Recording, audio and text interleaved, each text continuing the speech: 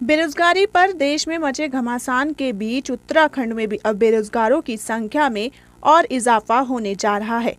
जहां एक ओर सरकार उत्तराखंड में रोजगार को बढ़ाने की बात कर रही है, तो वहीं अब स्वास्थ्य विभाग से संविदा कर्मचारी बाहर हो चुके हैं।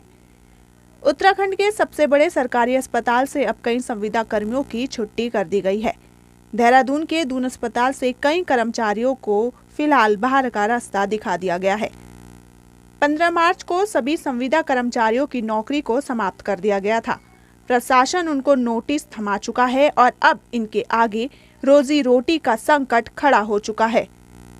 वहीं दूसरी तरफ बाहर हुए कर्मचारियों ने अस्पताल के बाहर ही अपनी नौकरी की बहाली को लेकर धरना देना शुरू कर दिया है। कर्मचारी अस्पताल के बाहर ही धरने पर बैठे हैं और उनकी सेवाएं समाप्त होने का विरोध कर रहे हैं। कर्मचारियों का कहना है कि सरकार के द्वारा उन्हें आश्वासन दिया गया था कि उन्हें सेवाओं में समायोजित किया जाएगा, लेकिन अब उनकी सेवाएं समाप्त कर उनको बाहर कर दिया गया है।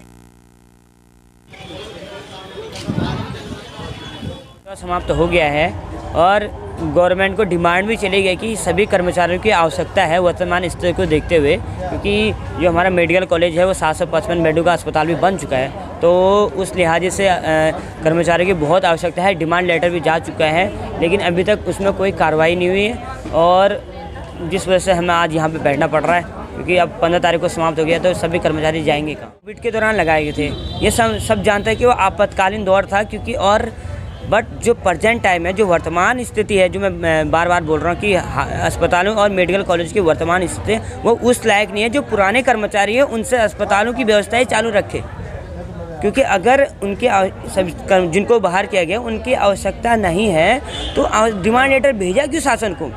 तो कहीं ना कहीं आवश्यकता है ना सभी समस्त कर्मचारियों की, तभी तो डिमांड लेटर गया है। अगर नहीं होती तो बोलेंगे हमें आवश्यकता नहीं है, इनको बाहर हमारा आदेश नहीं आ जाता, हम तब तक यहीं पे बैठे रहेंगे।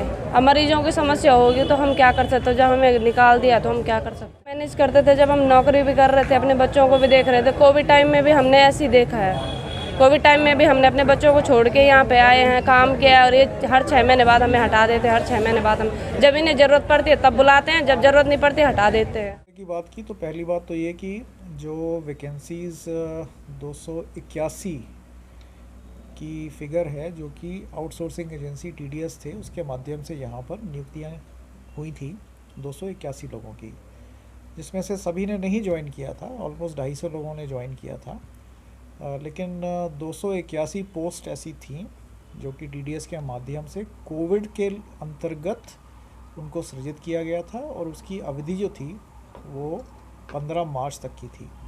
ये बात समझनी है कि ये जो पोस्ट थी वो कोविड के लिए ही की गई थी, क्योंकि उस समय चौथी या 5वीं वेव आने का खतरा था। और क्योंकि पुराना जो हम लोगों का एक्सपीरियंस था वो बहुत सुखद नहीं था कोविड को लेकर के, इसीलिए सरकार कोई भी इसमें अपनी तरफ से गुंजाइश नहीं रखना चाह रही थी, तो उन्होंने ये पद सृजित भी किए और इन पदों में आउटसोर्सिंग एजेंसी के द्वारा नियुक्तियाँ की गई। और जो ये नियुक्ति पत्र उनको दिए गए थे उसमें साफ तौर पे लिखा गया था कि भाई ये सारी की सारी सेवाएं 15 मार्च तक के लिए ही हैं। इसीलिए कुछ लोगों ने ज्वाइनिंग नहीं दी, लेकिन लगभग 250 अलग अलग श्रेणी के लोग थे जो ज्वाइनिंग में आए, जिसमें अधिकतर जो थे वो वार्ड बॉयज़ और वार्ड आयास की कैटेगरी में थे, लगभग 200 के करीब। और फिर जो सेकंड नंबर का कैटेगरी थी वो लैब टेक्नीशियंस की थी। सारी की सारी पोस्ट जो थी ये कोविड के अंतर्गत ही इनको नियुक्तियां दी गई थी।